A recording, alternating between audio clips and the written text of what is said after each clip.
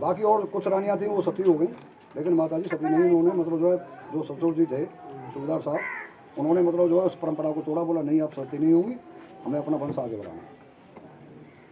यहाँ से लौटने के बाद में अपने प्रदेश में पहुँचे।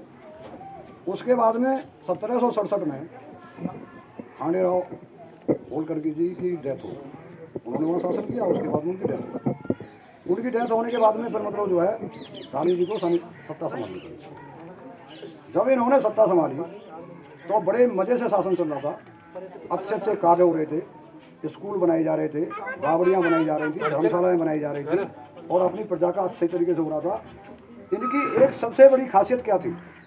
सबसे बड़ी इनकी खासियत थी, जनता इनको इसलिए प्यार करती थी कि जब भी कोई आपदा आती थी, जैसे भरतपुर के राजघराना था महाराजा सूरजमल और जवाहर सिंह के ज़माने में, कि जब भी कोई मतलब जनता पे आफत आती थी तो पूरी हेल्प वो देते थे। तो ऐसे ही माता अहिल्याबाई होलकर जी जो है, जब भी जनता के ऊपर कोई प्राकृतिक आपदा आई, इन्होंने पूरा खजाना मतलब जो है जनता के लिए खोल दिया। तमाम स्कूल खोले गए, तमाम बगीचे लगाए गए, तमाम तरीके की मतलब जो जनता को सुविधाएं मुहैया कराई गई। अब आप लोगों को पता होगा, आप अपने गांव में देख लो, दूसरे गांव में देख लो, पड़ोस में देख लो, रिश्तेदारी में देख लो, जब कोई आदमी थोड़ा सा आगे बढ़ता है तो कुछ एक लोग ऐसे होते हैं जो उनको आगे बढ़ते हुए देखना नहीं चाहते। वो सोचते हैं कि भाई ये प्रधान क्यों हो गया, ये जिला पंचायत सदस्य क्यों हो गया। तो ये आज की व्यवस्था है।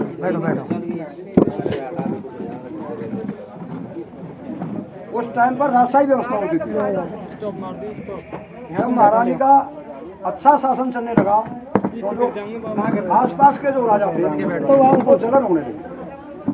अब उन्होंने सोचा कि भाई इस राज्य कैसे लड़ा जाए, क्योंकि उस टाइम पर इनके लड़के भी, जो इनके लड़के थे, आपस में खटपट हो गई, परिवार में हो जाती है, तो वो भी रानी को छोड़ के चले, माले राव का छोड़ के चले। अब जो आसपास के राजा थे उन्होंने सोचा कि अब ये तो बिल्कुल अकेली हो गई, अब तो इससे सत्ता हटा ली जाए। तो सबसे पहले चढ़ाई किसने की? सबसे पहली चढ़ाई हुई जयपुर से। जो अगस्त मई से लेके और अगस्त तक जो लड़ाई चली मंदसौर में, और वहां पर हार हुई जयपुर की, क्योंकि उसमें जो यहाँ समझौता हुआ था कुमेर की लड़ाई में, वो हेल्प भरतपुर से भी इनको मिली। इनकी राजधानी, इनका जन्म तो महाराष्ट्र में हुआ था। इनका जन्म कहाँ हुआ? महाराष्ट्र में चंबूड़ी गांव है, चंदूड़ी, आप चावंडी बोलते हो उसको, हाँ। और अहमदनगर जिला है महाराष्ट्र में, वहाँ जन्म हुआ। लेकिन इनका शासन कहाँ था? इनका शासन कहाँ था? मालवा प्रांत में। तो इनकी राजधानी थी इंदौर, और फिर ये इंदौर से कहाँ ले गई? माहेश्वरी ले गई। राजधानी को इन्होंने चेंज कर दिया, ये माहेश्वरी ले गई। तो यहाँ पर जब मंदसौर में युद्ध हुआ तब इनको मतलब और ऊर्जा मिली कि मैं मतलब महिला होते हुए भी अगर युद्ध जीत सकती हूँ, तो फिर मतलब जो है इन्होंने और मतलब अपना प्रभाव बढ़ाना शुरू किया और अच्छे काम करना चालू किए। उसी दौरान पेशवाओं ने चढ़ाई कर दी। एक माघोरा पेशवा थे, माघोरे पेशवा, महावीर दादा बोलते थे, वैसे उनको बाबा बोलते थे। तो जब पेशवाओं ने चढ़ाई की तो रानी शिक्षित थे, दिमागदार थे, उसकी सेना बहुत बड़ी थी, यहाँ से भी इतनी जल्दी सपोर्ट नहीं पहुँच सकती थी।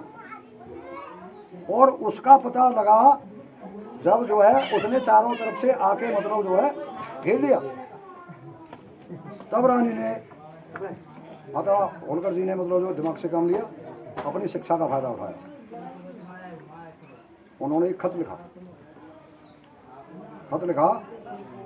और जो उनके सेनापति थे तुकोर जी, उनको मतलब वो लेटर दिया कि जाइए और इसको मतलब जो है पेशवा को लेटर को दीजिए। तो उन्होंने उसमें लिखा लेटर में कि मैं तो एक छोटे से राज्य की रानी हूँ, राजा हूँ, और तुम तो काफ़ी बड़े राज्य के राजा हो, और मैं तो एक महिला हूँ। मैं युद्ध से नहीं डरती, मैं युद्ध के लिए 100% तैयार हूँ, लेकिन मैं आपको वार्निंग देना चाहती हूँ, यानी चेतावनी देती हूँ, आपको समझाती हूँ कि अगर मेरी हार होगी तो कोई बात नहीं, कह देंगे भाई औरत थी हारी, लेकिन मेरी सेना बिल्कुल कंप्लीटली 100% तैयार है, और पूरी सेना मतलब जो है चारों तरफ में लगी हुई है। इनकी सबसे मतलब संघर्षशील और सबसे मेहनतशाली और सबसे स्ट्रॉन्ग सेना थी वो महिला सेना थी। और इन्होंने खत भेजने से पहले अपनी पूरी महिला सेना को जो है एडजस्ट कर दिया था, मतलब लड़ाई के लिए कि अगर खत का जवाब उल्टा मिलता है तो साथ के साथ हम अपनी रक्षा कर सकें। जब इन्होंने खत वहाँ भेजा तो पेशवा की समझ में आ गई कि जब इसमें इतना दिमाग है तो पूरी तैयारी करती इसने खत लिखते लिखते, तो यहाँ पार पाना मुश्किल है, तब तक तो बाहर से भी सपोर्ट आ जाएगी। तो वहाँ अपनी मतलब जो है पराजय के डर से मानो या उनका सुझाव मानो या मतलब जनत से मानो, दोनों के, वो वहाँ से उस खत को पढ़ के वापस 13 अगस्त 1796 में शासन करते हुए अच्छा शासन किया, और बहुत गाथाएँ हैं, बहुत यज्ञ हैं, विद्वान भी काफ़ी हैं। अभी हमारे प्रदेश अध्यक्ष जी बैठे हैं, माता जी का प्रवास हो गया। आज उनके किए हुए अच्छे कर्मों के कारण ही, समाज के लिए किए हुई सेवाओं के कारण ही, उन्होंने समाज के उत्थान के लिए जो कार्य किए उनको याद करने के कारण ही, इससे हमारा भी तो उत्साह बढ़ता है। हम उनको याद कर रहे हैं और हमें अपना इतिहास जानना चाहिए। कोई भी समाज हो, जो समाज अपना इतिहास नहीं जानती वो भविष्य में कोई भी निर्माण नहीं कर सकती, उसका भविष्य हमेशा अंधकार में रहेगा। इसलिए पढ़ना बहुत जरूरी है, शिक्षित होना बहुत जरूरी है। हम सब लोग अपने आप को मूल निवासी, अम्बेडकरवादी, समाजवादी, बसपावादी, पता नहीं क्या क्या कहते हैं, लेकिन हो वही काम रहा है। वो क्या रहा है, यही हो रहा है। देखो भाई साहब के जो हो रहा है देख रहे हो ना, सब अम्बेडकरवादी और समाजवादी और बसपावादी कहते हैं, लेकिन वही रहा है। जय श्री राम। हम जो गुलामी के बंधन में बंधे हुए हैं अभी तक उसको नहीं छोड़ रहे। क्या हम रहे, मैं अम्बेडकरवादी हूँ, लेकिन ओम जय जगदीश हरे शाम को बाबा साहब की फोटो जरूर लगी हुई है, माता जी की फोटो जरूर लगी हुई है, चौधरी छोटू राम की फोटो जरूर लगी हुई है, महाराणा प्रताप की फोटो लगी हुई है, चौधरी चरण सिंह की, महाराजा सूरजमल की, पेरियार साहब की, तमाम फोटो घर में मतलब कमरे सजा रखे हैं, लेकिन उन पे जाले लग रहे हैं। उन पे क्या लग रहे हैं, जाले। और शाम को रूमाल से सफाई किसकी हो रही है, ओम जय जगदीश। तो सबसे पहले तो हमें अम्बेडकरवादी बनने के लिए या मतलब समाजवादी बनने के लिए, बसपावादी बनने के लिए या कुछ भी वादी बनने के लिए पहले उनके विचारों पर हमें माता जी ने क्या क्या मतलब जो है हमें शिक्षाएं दी, वो किस रास्ते पे चली, हमारे महापुरुष किस रास्ते पे चले, हमें ज़्यादा नहीं तो कम से कम 2 कदम तो उस पर बढ़ाना होगा। अगर हम उस मिशन को आगे नहीं बढ़ा सकते तो कम से कम उसको पीछे तो मत ले जाओ, उसको कम से कम वहीं तो रोक दो, कम से कम उसको वहीं तो खड़ा रहने दो। कावड़ यात्रा आ रही है, जो कहा हुआ है जाट डाक कावड़, इतना बड़ा बोर्ड लगा रखा, क्या लिखा हुआ, जाट डाक कावड़, निषाद डाक कावड़, चमार डाक कावड़, बघेल डाक कावड़। अरे भैया काय की डाक कावड़ है, अरे डाक कावड़ की वजह तो अगर तू इतना वजन उठा के चल लेता तो हो सकता है वेट लिफ्टिंग में गोल्ड मेडल आ जाता, और नहीं तो कांस्य मेडल तो आ ही जाता।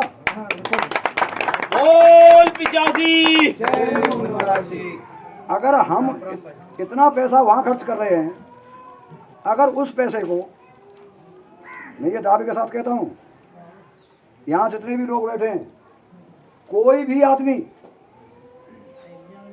जो पैसे वाला होगा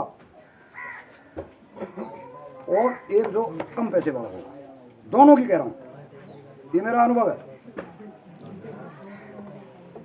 अगर मैं किसी के पास में जाता हूँ कि निषाद जी मुझे मतलब 1000 रुपये दे दो, मेरे बच्चे की फीस जमा नहीं हुई है और भाई मुझे फीस जमा करनी है, तो निषाद जी का जवाब आएगा, यार हवलदार जी आप तो मतलब जो है भाई पैसा तो होता है पर मतलब जो है 70 खाना आयो यार बोले, ये तो कल ही दे दी हूँ, कहना भाई कल तो ना भाई 8-10 दिन तो लग जाए। अगर मैं गया कि अध्यक्ष जी के हाँ कहने का ऐसा जल्दी करो, 5000 रुपये दी हूँ, तो क्या बात है, कहते वो काबर बाई निकाली झाड़ी मैंने वहाँ जानो जल्दी मतलब जो है काबर ले जाए, तो भोले बाबा को शराब लग जाए, निशा जी फड़ा के 5000 रुपये लेकर के। यानी हम कर्जा जो है पाखंडवाद के लिए, अंधविश्वास के लिए अपनी समाज को दे सकते हैं, अपने साथ वाले को दे सकते हैं, अपने बैठने वाले को दे सकते हैं, लेकिन हम अपने बच्चों की शिक्षा के लिए न तो कर्ज लेने के लिए तैयार हैं और न हमें कोई कर्ज देने के लिए तैयार, जबकि हमारा जरूरी है शिक्षित करना,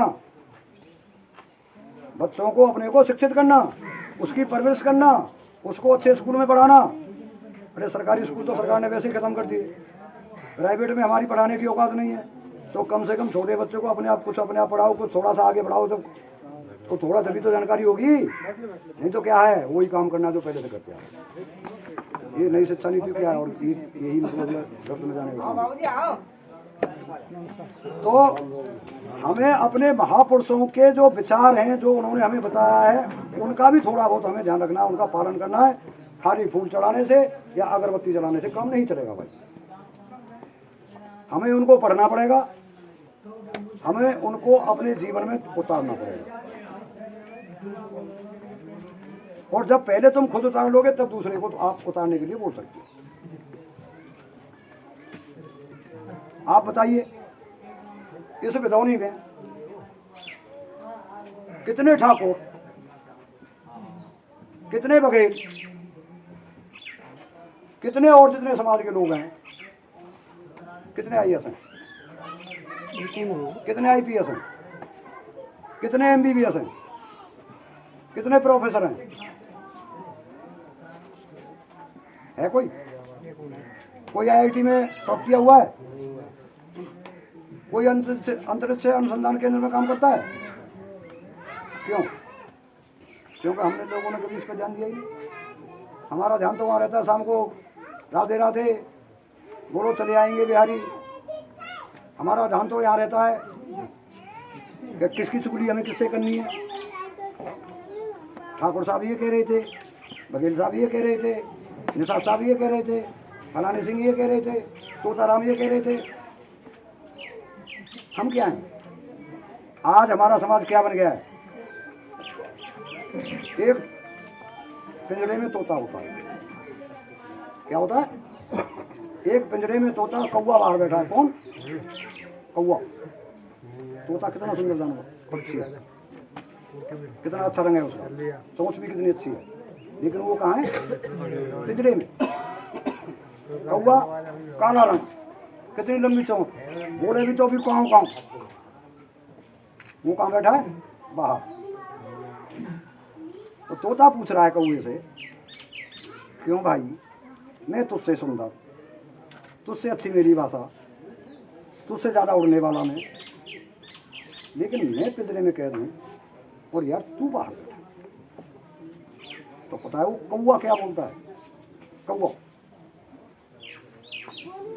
समझ रहे हो ना? कौवा क्या बोलता है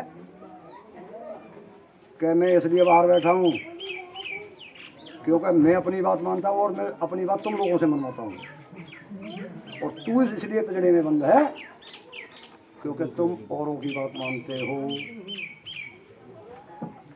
तो हमारी समाज पिंजरे का तोता है, तो हमें पिंजरे का तोता नहीं बनना है, हमें उस पिंजरे को तोड़ना होगा।